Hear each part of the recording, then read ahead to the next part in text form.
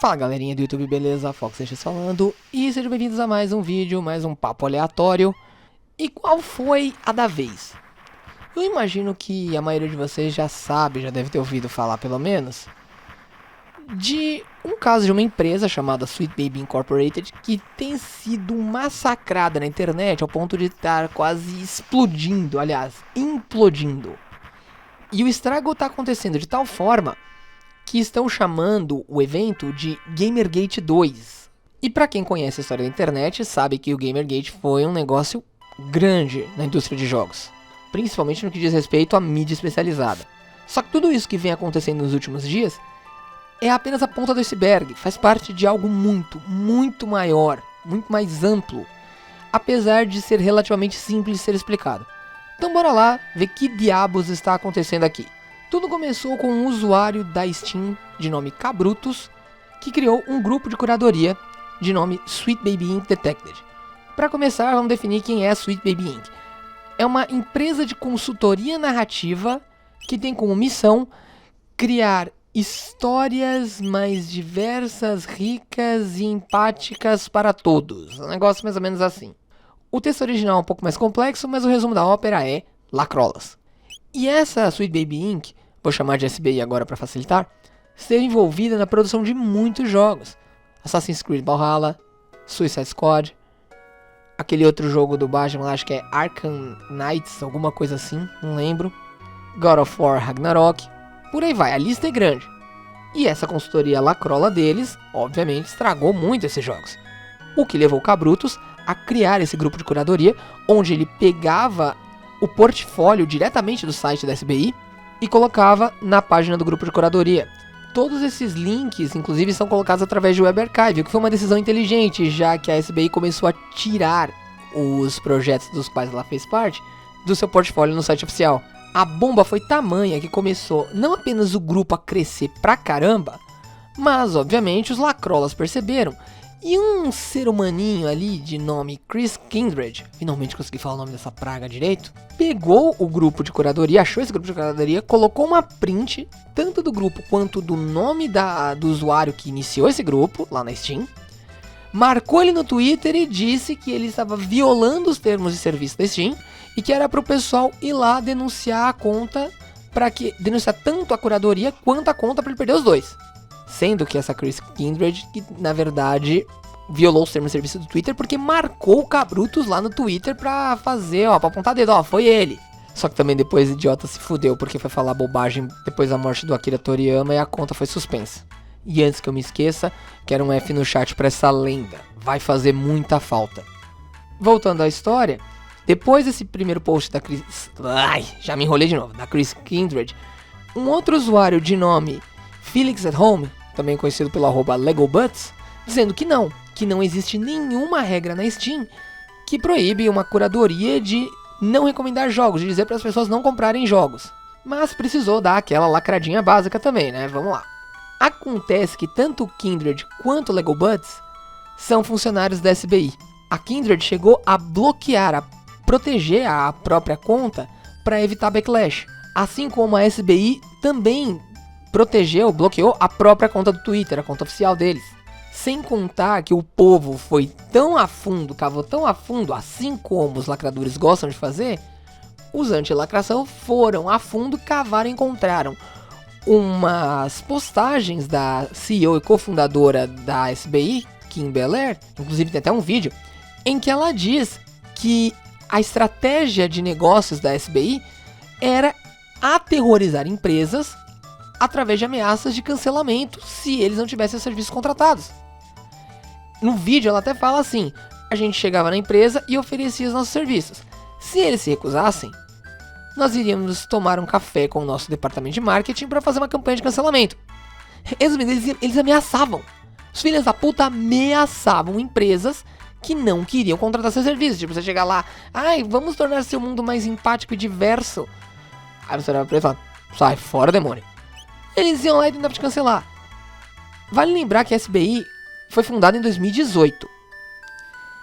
Naquela época a gente já via que a cultura do cancelamento estava forte. Imagina que uma empresa dessas faz uma campanha bem sucedida de cancelamento. Vamos imaginar, por exemplo, a Idea Factory, tendo Neptunia cancelado nas redes sociais. Eles poderiam ser proibidos de anunciar no Twitter, no Facebook, teriam seu alcance reduzido porque essas campanhas tinham muita força, devido à influência da esquerda, do pensamento esquerda não, na verdade do pensamento socialista, vamos falar o português correto, que dominava essas redes sociais na época. Até hoje domina a maior parte delas.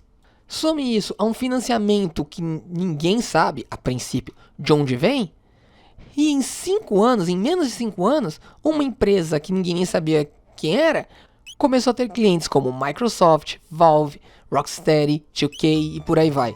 Todas as tentativas de cancelamento, denúncia, derrubada da curadoria acabaram provocando o efeito Streisand. Para quem não sabe o que é isso, é um fenômeno social em que quanto mais tenta se encobrir ou censurar a existência de algo, mais esse algo se torna relevante e conhecido.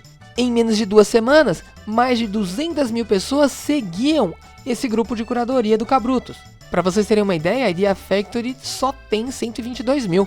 A implosão foi tanta que entre os dias 6 e 7 de março de 2024, o pessoal da SBI foi lá no site e mudou o texto da missão, que antes era um texto todo cheio de palavras como empatia, diversidade, riqueza e para todos, e criou um textão administrativo mais genérico, tirando essas palavras que sinalizavam fortemente a influência da cultura woke. Se você ler o texto, você ainda percebe que tá um pouquinho não, tá bastante woke, mas agora tá mais enrustido.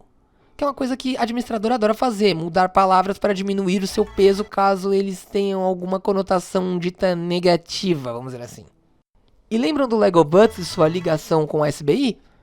Pois bem, ele tem ligação com mais um evento importante na história dos games e da mídia especializada.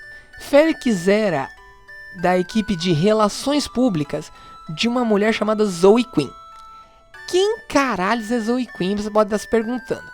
Pro pessoal que é mais da época, deve se lembrar que teve um caso aí, em 2014, chamado Gamergate, em que se começou a questionar muito a ética dos jornalistas da mídia especializada em jogos.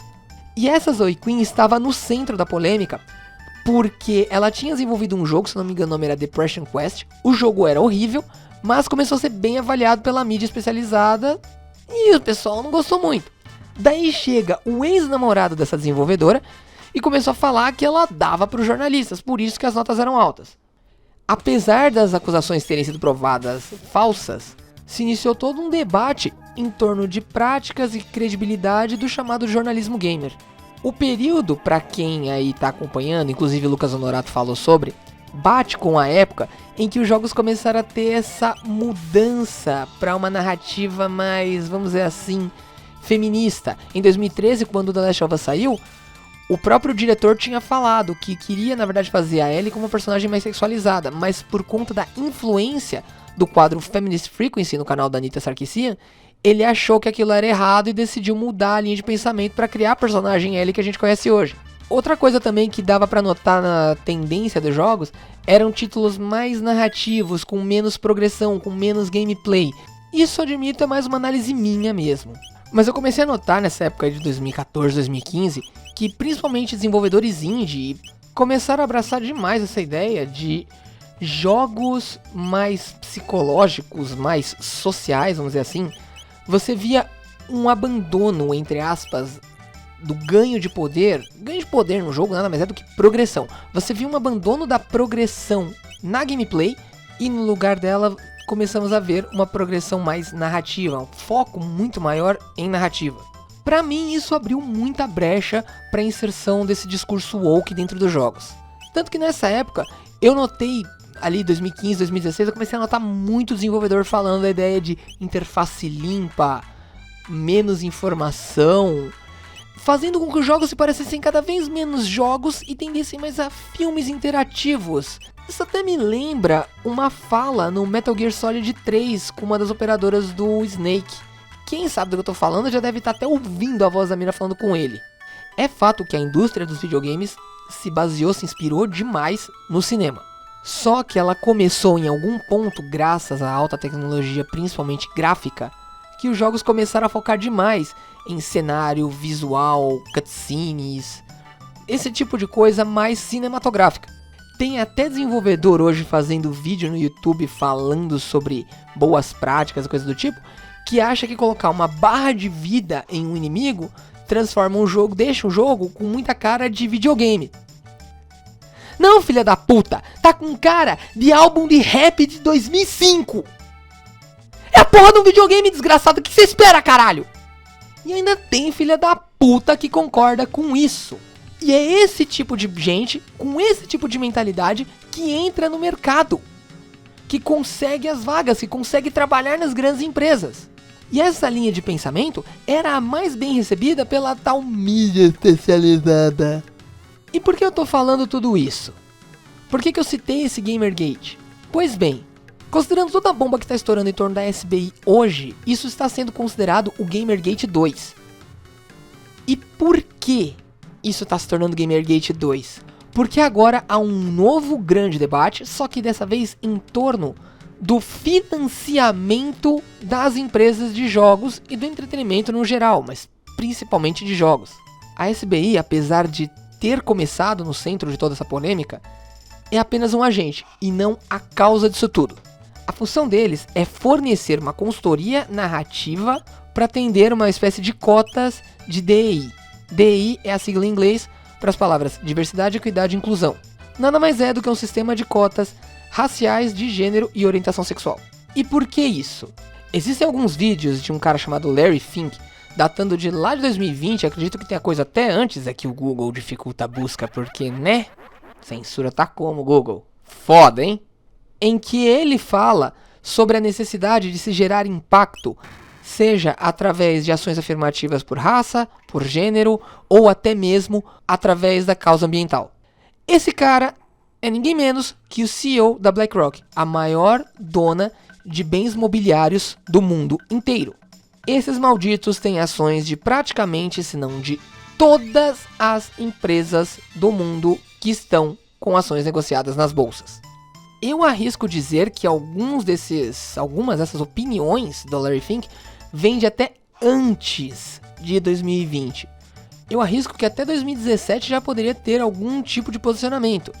Eis então que temos o outro pilar de toda essa mentalidade woke dos infernos, o ESG. O que é o ESG?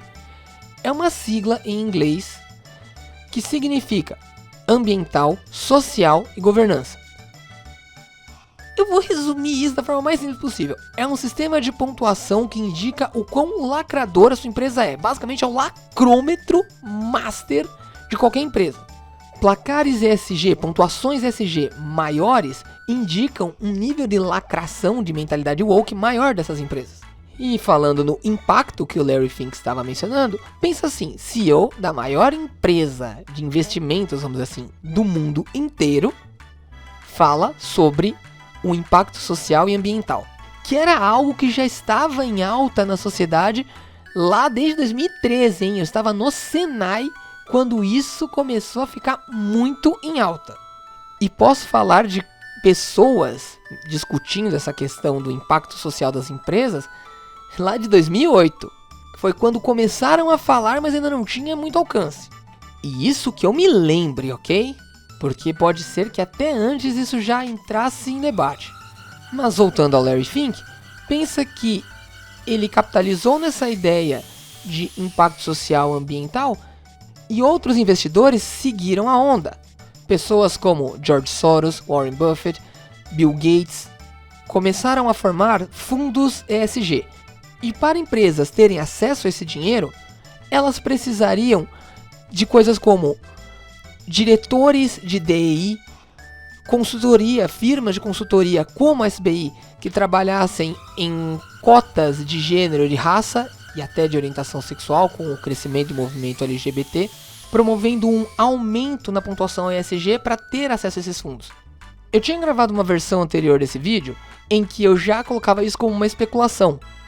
Só que ontem, dia 11 de março de 2024, o usuário James Lindsay, @ConceptualJames, colocou uma postagem escrita Gamergate 2 está em andamento. E ele coloca uma conversa de um cara chamado Mark Kern, @Grams, em que ele fala exatamente isso que eu citei aqui. Ele é ex-executivo de jogos de desenvolvimento na Blizzard. E nas próprias palavras dele, a forma como os jogos de hoje são feitos não é usando o dinheiro da própria empresa, mas com um dinheiro que vem de fora para minimizar o risco, devido ao custo de algumas das produções de hoje. A EA, por exemplo, tem jogos que vão de 250 a 600 milhões de dólares por produção. Então eles precisam diluir esse risco, colocando dinheiro de várias fontes diferentes. O ESG, lá atrás, em 2018, era uma fonte de dinheiro chamada dinheiro barato, dinheiro fácil. Os juros eram baixos, mas haviam contrapartidas. Essas contrapartidas, justamente tudo isso que eu falei. Diretor de DI, firmas de consultoria de diversidade, por aí vai. Tudo isso para ter acesso a um dinheiro fácil, mas que hoje tem um problema. A fonte está secando. O Kern até fala que o ESG é uma coisa maligna. E ele está ganhando, tem uma visão maligna hoje, é uma visão ruim, é uma coisa ruim. E ele está ganhando um novo nome. Ele ainda existe, mas estão mudando o conceito. Tanto que o próprio Larry Fink fala que não usa mais o termo ESG porque ele está muito politizado. Como engravatado é filha da puta, manipulador safado, né? Vá tomar bem tomado no centro do olho, do aro, do cu. E é interessante a gente citar essa questão do ESG e dos fundos, porque agora a gente tá tendo toda essa mídia jornalística especializada, gamer, imbecil, falando merda, defendendo o SBI, e soltando algumas frases, até mesmo tem desenvolvedores, figurões da indústria, chegando às redes sociais e falando algo do tipo que a audácia dos gamers acharem que estamos fazendo jogos pra eles. Porque de fato não estão. Hoje em dia já não é mais assim. O dinheiro do consumidor não guia mais o mercado. As grandes produções se tornaram tão caras que fazer um projeto com dinheiro apenas em caixa, que é ganho através de venda de produto para o consumidor, não é mais viável, é muito arriscado. Então eles pegam o dinheiro de fora, mas tem que abrir concessões. Então os jogos acabam sendo muito mais para o investidor do que para o jogador, transformando essa indústria em um baita jogo especulativo. Se tornou um terreno fértil para o capitalismo de risco.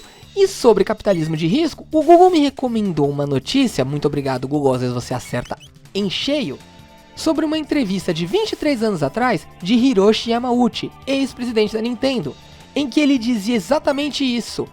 Estavam dando dinheiro, as pessoas estão dando dinheiro a quem deveria estar desempregado, falando sobre como a indústria de jogos estava caminhando para algo muito gráfico com pouca gameplay, e que estava recebendo muito dinheiro dos capitalistas de risco. Isso foi há 23 anos. E hoje nós estamos vendo mesmo que é uma bolha. E com essa tendência do ESG e de grandes financiamentos em troca dessas concessões sociais ridículas, muito dinheiro está entrando nessas produções e uma hora essa bolha vai estourar. Na verdade, o ESG acelerou e muito o crescimento dessa bolha e o estouro tá perto. Vai dar muita merda. E um lado meu quer ver isso. Quer ver tudo vir abaixo e a destruição começar. Vai ter gente perdendo emprego. Vai ter gente se ferrando, empresa fechando. E outro lado meu sabe exatamente que tudo isso vai acontecer e fica muito preocupado com o estrago que vai ser. Porque hoje a indústria de jogos é a maior em todo o entretenimento. Mas vai respingar para as outras. E quando respingar, imagina começar a ter estúdio de jogo e estúdio de cinema fechando. Pense que o entretenimento como um todo vai sofrer um golpe terrível. Empresas como BlackRock e Vanguard vão se recuperar, claro, mas não sem levar também outra facada, outra baita espadada. É uma situação que ao mesmo tempo que me deixa preocupado, me deixa feliz, porque vai ser um estouro. E eu tô louco pra ver onde isso vai acabar. Mas é isso aí, galera. Muito obrigado a todo mundo que assistiu até aqui. Eu sei que eu não coloquei muitos prints, foi mais eu falando, mas tudo o que eu falei tem links na descrição, tem canal na gringa, tem o pessoal da Central. Eu também vou deixar o vídeo do canal Tragicômico, em que ele traduz o vídeo do Endymion TV, que também vai estar na descrição, sobre ESG, uma descrição mais elaborada. Se vocês quiserem, eu faço alguns vídeos sobre alguns tópicos que eu cobri aqui, como, por exemplo, o ESG, Gamergate. Eu já tenho planos de pelo menos até o final desse mês falar sobre Gamergate. Eu quero ver se eu consigo lançar na semana que vem, não vou prometer nada ainda. Mas o material de pesquisa eu já tenho. E esse vídeo está sendo lançado no meu canal novo de papo aleatório. Eu pretendo tirar esse quadro do meu canal principal. Os vídeos anteriores eu provavelmente vou ter que baixar e colocar de volta, porque eu já paguei faz tempo. Mas é isso aí, galera. Muito obrigado a todo mundo que assistiu até aqui. Eu faço esses vídeos porque eu gosto dessas histórias, eu gosto de falar sobre isso e eu acho importante que todo mundo se informe. Essa foi uma notícia que chegou muito de repente, todas as peças se encaixando de uma única vez e, cara, é a hora de falar sobre isso. Por isso que eu não vou colocar muita print, não vou perder muito tempo com edição. Mas todas as fontes estão aí, então confiram elas também, tem bastante coisa pra gente falar sobre. E conforme forem saindo novas notícias sobre o assunto, eu vou trazer aqui pra vocês. Então, muito obrigado mesmo a todo mundo que assistiu. Um grande abraço a todos vocês. Melhor pra vocês na vida. Valeu, falou, se cuidem e até a próxima. Fui!